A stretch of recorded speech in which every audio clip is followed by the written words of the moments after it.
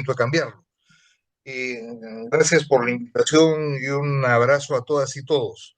A ver, como se desprende, vamos a la lámina uno, como se desprende con absoluta claridad de la presentación del tocayo, el momento que estamos viviendo en el mundo nos habla con claridad de un contexto: globalización, momento particular del capitalismo, cambio climático, crisis total de la democracia liberal, nuevas tecnologías, multiplicación de conflictos bélicos y la disputa abierta entre China y Estados Unidos por el control mundial, que sin duda marca las tendencias principales del futuro. Estamos frente a un cambio de época en un planeta que vive una transición global del poder, un vaciamiento, me temo que definitivo, de la democracia liberal, el cuestionamiento populista de las consecuencias de la globalización, desde la propia derecha y las propias sociedades que la impulsaron, la profundización de la desigualdad a niveles no vistos en los últimos 100 años y un significativo retroceso humanitario y de derechos fundamentales en medio de un cambio radical en la estrategia geopolítica norteamericana en el hemisferio al que no se escapa el Perú, ¿no es cierto? Nuestro país atraviesa uno de los momentos más complejos y difíciles de las últimas décadas. A pocas semanas de las elecciones, parecemos atrapados en una convergencia de crisis que afectan simultáneamente la economía doméstica, la estabilidad política, la seguridad ciudadana y el funcionamiento básico del Estado, porque la cohesión de nuestra sociedad voló por los aires hace ya, me temo, algunas décadas. Lo que durante años se veía como problemas aislados, hoy día constituyen una auténtica tormenta perfecta a la que se suma el fenómeno del niño y el cambio climático, afectando la vida diaria de millones de peruanas y peruanos. Nuestro clima social está fuertemente marcado por tres preocupaciones inmediatas: el aumento de la delincuencia, el encarecimiento del costo de vida y la sensación creciente del desplome del Estado y su abandono total de la gente. Hospitales sin equipos ni medicamentos, servicios públicos absolutamente debilitados y una burocracia paralizada por la inestabilidad constante de la política alimentan la idea que tenemos todos de un Estado sin ninguna capacidad de respuesta. La crisis energética que estamos viviendo, como es obvio, agrava este escenario.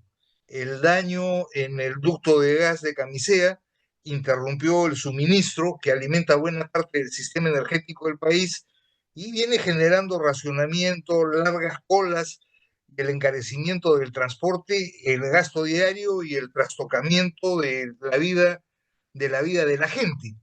Ah, supone también el fin del mito este de la responsabilidad y la capacidad de la empresa privada, que mientras tiene ganancia está feliz de la vida y el Estado es una vergüenza, y que cuando tiene que asumir costos de sus negligencias o de sus incumplimientos, recurre al Estado para que resuelva de alguna manera los problemas. Y el problema, como es obvio, no es solo interno, porque el contexto internacional nos arrastra a un escenario de enorme volatilidad en los mercados energéticos, en los que el precio internacional del petróleo podría superar los $100 por barril si el conflicto, como todo lo indica, se prolonga, además de la alteración de las cadenas de suministro energético globales. Como es obvio, este incremento del precio presiona sobre el valor de los combustibles, eleva los costos de la logística y se traslada al precio de alimentos, transporte y servicios básicos, es decir, a la gente y en particular a los más vulnerables. En el tablero mundial, países frágiles como nosotros corren el riesgo de seguir navegando sin brújula en una tormenta donde lo único que ocurre es el ahondamiento de la inestabilidad. Nuestra economía basada en exportaciones mineras nos hace vulnerables a los shocks externos y al malestar social, incluso si nuestros indicadores macroeconómicos no empeoran significativamente.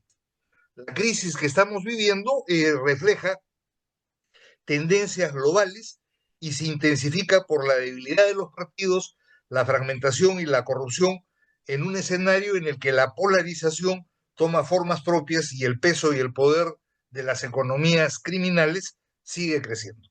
Digamos, a lo largo del último año hemos visto acelerarse el desplome, la desaparición del ciclo presuntamente democrático del régimen neoliberal, y estamos viviendo una crisis inmediata de coyuntura económica y política, que es crisis de gobierno, de régimen político y de Estado. En otras palabras, y recurriendo a la vieja jerga, una crisis orgánica. Vamos a la siguiente. En medio de esa crisis, la economía peruana el último año se ha movido sorprendentemente gracias al viento externo favorable, creciendo bastante por encima de lo previsto, aunque cada vez más distante de un ciclo indispensable para la reducción de la pobreza y el cierre de las brechas y la desigualdad que se han pronunciado. Seguimos lejos de volver a los niveles previos a la pandemia, que no eran bajos, 22%. Los precios internacionales de los minerales y de los metales hicieron que nuestro PBI alcance un crecimiento de 3.4 y la inversión privada en ese contexto alcanzó 10%, aunque como es obvio se mantiene rezagada en términos históricos en donde ha rondado el 2025 el 17% por debajo del promedio de casi 19% de los últimos 15 años. Desde, digamos, los defensores del modelo, y con alguna razón se sostiene que al final del 2025 el empleo formal total, público y privado, aumentó en un 4.1% interanual y se añadieron 249.000 puestos de trabajo respecto al año anterior. En este contexto, los términos del intercambio registraron un crecimiento de casi 14% debido a los precios más altos de los principales commodities de exportación, cobre, oro, gas natural y zinc, y los menores precios de importación en una coyuntura anterior de bajos precios del petróleo y de deflación en China. Y en ese sentido, la inflación se pudo ubicar por debajo del 3%. A diciembre, nuestras reservas internacionales netas se ubicaron en 93.534 millones de dólares y al final de febrero de este año llegaron a los 97.385 millones, representando más del 25% del PBI, en un contexto en el que se insiste que somos pobres. Sin embargo, en el mediano plazo, los riesgos para una inflación desbocada son muy altos, por el lado de los choques de oferta, por escalamiento de las tensiones geopolíticas y fenómenos naturales, por la mayor volatilidad financiera y la consecuente salida de capitales por el aumento del riesgo país como resultado de la incertidumbre interna y por las medidas económicas internacionales, por el debilitamiento de la demanda interna si se produce o se prolonga el contexto de inestabilidad política y social, por la menor demanda externa ante una desaceleración global en un escenario de guerra, o por si al nuevo Congreso se le ocurre mantener la caída de la presión tributaria y las exoneraciones de impuestos y la gran cantidad de leyes populistas y clientelares aprobadas por el actual. En el muy cortísimo plazo, si a la crisis de Camisea le sumamos el niño costero y la situación del Medio Oriente, nos damos cuenta que estamos a puertas de una estanflación, es decir, inflación con recesión. El combustible sube con el niño, la agricultura, la pesca y las vías de transporte se van a ver afectadas y van a subir los alimentos, situación que se va a agravar por Camisea y el alza del gas. Y cuando los precios suben y los salarios no lo hacen al mismo ritmo, baja la demanda y la producción cae, produciéndose el alza de precios que ya estamos viviendo y produciéndose en el tiempo la caída del producto. Para que los precios de los combustibles no suban, el Estado debía subsidiar el combustible porque solo evitando la inflación se impide la recesión. Vamos a la siguiente. En este panorama rápido, según la encuesta nacional de hogares, Para el periodo julio-diciembre del 2025, más del 60% de la población consideraba la corrupción como su principal preocupación, creciendo en más de 4 puntos en relación al año anterior, mientras la delincuencia consolidaba su posición como el otro problema significativo, creciendo casi 9 puntos, llegando a casi 54%, reflejando una creciente sensación de la inseguridad que está extendida en el país. A esto se sumaban otras preocupaciones entre la población, incluyendo la falta de seguridad, la pobreza, la falta de empleo, los bajos sueldos y el alza de precios, la desconfianza institucional y en los servicios públicos y, como es obvio, la percepción negativísima sobre la calidad de la educación. La evolución de nuestro índice de progreso social es muy mala.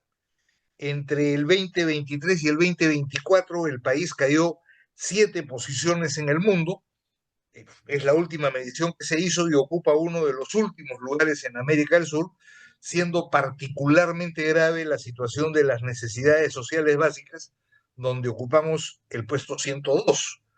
Como es obvio, la desconfianza en las instituciones es gravísima, ninguna, incluida la Iglesia Católica y los medios de comunicación, aprueba. La que está menos mal es la Iglesia Católica, que tiene 44% de aprobación, mientras que en el extremo inferior están el Congreso y los partidos, que tienen menos de 4%. En materia de corrupción, el índice de transparencia del año pasado refleja un retroceso grave en la materia. El país ha registrado su mayor caída desde el 2012, descendiendo del puesto 101 al 130, y sobre 100 puntos, que sería la virtud, nuestra puntuación pasó de 36 el 2022 a 30 el 2025. Los datos oficiales, adicionalmente, evidencian el salto enorme que se ha dado en violencia. Al cierre del año pasado, registrábamos a 3.675 homicidios, con una tasa de casi 11 muertes violentas por día. El año previo eran como 300 muertes menos, y el 2021 eran como 1.000 muertes menos. Las denuncias por extorsión pasaron largamente los 26.000 casos, incrementándose en más de 21%, pero hay un 81% de las víctimas que dice que no denuncia porque no cree en la policía. Digamos, para que haya una idea del asunto, el costo directo de la violencia y el crimen representaba casi el 3% del Producto Bruto, según un estudio del Banco Interamericano de Desarrollo. Esto, para terminar, digamos, con esta parte de la depresión, recordemos que la percepción sobre las desigualdades que caracterizan al país se aceleró. 56% cree que la diferencia de ingresos entre ricos y pobres es demasiado grande. 59% cree que esa diferencia ha aumentado en los últimos 2 años. 51% entienden que la desigualdad que vivimos es inaceptable, viven en el macro sur. 59% piensa que el país está gobernado solo por Lima y para Lima y no se toma en cuenta el resto del país, con un incremento de 9% respecto al 2022. Si uno mira la preocupación de los medios de comunicación por el tema del gas y los combustibles, se dará cuenta que la preocupación tiene un tono absolutamente limeño y tiene un tono concentrado en los sectores de mayores ingresos. La siguiente, por favor. En materia política, es clarísimo que a lo largo del 2025 el Congreso se terminó de asegurar como el primer poder del Estado. Desde julio del 2021, ese parlamentarismo autoritario, conservador y mafioso que dirige la alianza gobernante cambió más de 67 artículos de la Constitución, la mayoría en el título sobre estructura del Estado, buscando asegurar el control parlamentario sobre todos los otros poderes. Un primer pretendido poder del Estado que, como es clarísimo, se destaca, entre otras cosas, por la ambición y el patrimonialismo de sus integrantes. Ahí tienen una relación de las normas para asegurar su impunidad, las normas contra el Ministerio Público y las reglas, de alguna manera, para el control del juego político. Y la lógica, de alguna manera, patrimonial, eh, se puede medir porque hay 88 de los 130 congresistas que se están presentando a las elecciones del 2026. Para decirlo en breve, de un Estado históricamente débil y limitado, en los últimos 3 años terminamos muy cerca de un Estado prácticamente criminal por la convivencia entre el Ejecutivo y el Legislativo. Ya, en este contexto, y como parte de la alianza, asistimos a un festival del gasto que se puede mirar en los dos gráficos de la derecha, que se puede medir en la caída constante de la presión tributaria, en la creación y el mantenimiento de distintas exoneraciones impositivas, en los costos fiscales de varias leyes y en un Ministerio de Economía y Finanzas subordinado. A lo que hay que añadir que, de alguna manera, los incrementos presupuestales están pensados como caja para obtener el apoyo político de regiones, municipalidades, Fuerzas Armadas y Policía Nacional, en el caso del Ejecutivo como prioridad, y de los distintos grupos empresariales en el caso del Congreso como primera prioridad. Según el Consejo Fiscal, desde el 2021, el impacto de estas decisiones supera los 35.700 millones de soles. Si a esto se le suman otras 352 iniciativas con efectos fiscales que están en la mesa, el riesgo del deterioro fiscal es enorme y la deuda pública, que hoy llega al 33% del producto, podría duplicarse en los próximos años con las consecuencias consiguientes. La Eduardo, siguiente, tienes 3 minutos. ya, 8, incluyendo los 5 de Eduardo. Estoy con el reloj a la vista, Está gracias. bien. Ya. Las caídas de Boluarte y Gerí y la elección de Balcázar evidencian, más allá de los groseros pecados de los tres, las peleas entre los integrantes de la coalición autoritaria y mafiosa por la elección del tercero. Peleas que son para desplazarse unos a otros en la campaña y para responsabilizar a los demás del acuerdo de todos ellos con los dos primeros. En la elección de Balcázar, la aritmética demuestra que para conseguir los 64 votos que tuvo, el pacto de derecha se debilitó en una disputa entre compadres que buscan las mejores cartas de cara al 12 de abril, pero que más allá de esa disputa están soldados y firmes en la captura del Estado y sus instituciones, la defensa de las leyes pro crimen y antiderechos, la militarización de la seguridad ciudadana y la protección de su impunidad y privilegios. Es obvio que el futuro de Balcázar y el gabinete dependen del Congreso y es obvio que estamos en plena negociación, tanto para acceder a los recursos del Estado de parte de absolutamente todos, como para medir el impacto que va a tener en las elecciones. Vamos a la siguiente para ir abreviando. Digamos, la anterior. En este escenario, entenderlo no es posible si uno no mira el peso de las economías ilegales. Economías ilegales que se explican por pobreza, por informalidad, que es subsistencia, pero también transgresión y resistencia, por debilidad institucional, por corrupción, por desigualdad, etcétera, etcétera, pero que nos confrontan, digamos, con un dato durísimo. El cálculo más conservador habla de más de 12.500 millones de dólares en la economía nacional, hablan de más de 2,5 millones de personas vinculadas de una manera o de otra, directa o indirectamente, y en la práctica, como lo sostuvo Durán desde el 2006-2007, nos enfrentan a un sistema económico paralelo, integrado plenamente a la economía formal, una forma de acumulación criminal que es dependiente, está vinculada a economías globales, y un fenómeno político que avanza integrando redes territoriales y controlando territorios. Vamos a la siguiente y penúltima. En este escenario, el descontento, en lugar de disminuir, crece, como también el malestar de las demandas territoriales, sociales, políticas y económicas, como no había ocurrido antes, vinculadas a la seguridad y la lucha contra la delincuencia organizada. Sumemos a eso el masivo desprestigio de políticos, congresistas, ministros e instituciones que ha motivado constantes movilizaciones, en donde noviembre y diciembre fueron los meses del año pasado con más conflictos y con mayor número de protestas. 3 muertos y 132 heridos solo en las protestas en la gestión de Gerí.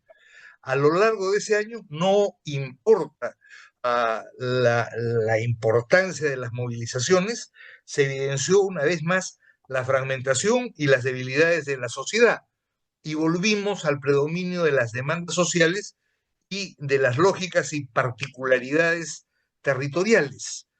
Los factores que permiten entender esta dinámica, a pesar del rechazo mayoritario a la coalición autoritaria en el gobierno, son, entre otros, la división sobre la interpretación de la crisis y las soluciones, de alguna manera, que se plantean frente a ellas, la sensación de impotencia ante la incapacidad de producir los cambios que se buscan, el incremento de los riesgos en un régimen impune y absolutamente impermeable a las demandas y, digamos, fuertemente autoritario, los costos sin duda económicos frente al asunto, pero sobre todo la incertidumbre sobre el futuro que se teme peor que el presente, como una percepción bastante extendida ante el fracaso de la política y los políticos, la ausencia de liderazgos y los límites de agencia y la heterogeneidad en la sociedad que sigue atravesada por distintas desconfianzas, entre las que hay que destacar la de las regiones a Lima, especialmente el sur andino. Y, sin embargo, el 2025 nos muestra la aparición con fuerza de actores que no habían aparecido antes con esa fuerza, los actores informales, transportistas y comerciantes desesperados en defensa de la vida, y los integrantes de la denominada generación Z, por hablar de ellos. Corolario y termino. De cómo sean estas elecciones depende la posibilidad de alternancia y de rotación en el poder, que depende que la democracia persista, resista y sea resiliente frente a los múltiples desafíos que tiene hoy día, como el vaciamiento de su contenido, la captura y control de sus instituciones, la violencia político-criminal, el hartazgo ciudadano, la polarización afectiva de la que hablaba Eduardo, y o, si quieren, la radicalización ideológica. La crisis orgánica que tiene el país va a condicionar la gestión del próximo gobierno, sea el que fuere. La corrupción y la delincuencia se van a mantener como los principales problemas que enfrentará el país en el corto o mediano plazo, siendo integrantes de una inseguridad que va a seguir a nivel nacional, anclada en el peso de las economías ilegales, que van a ser, sin duda, otro elemento fuertemente presente. A la base, queda claro que la percepción sobre las desigualdades que caracterizan al país continuará presionando sobre el futuro gobierno independientemente y más allá de la orientación de este. Gracias. Muchas gracias, Eduardo.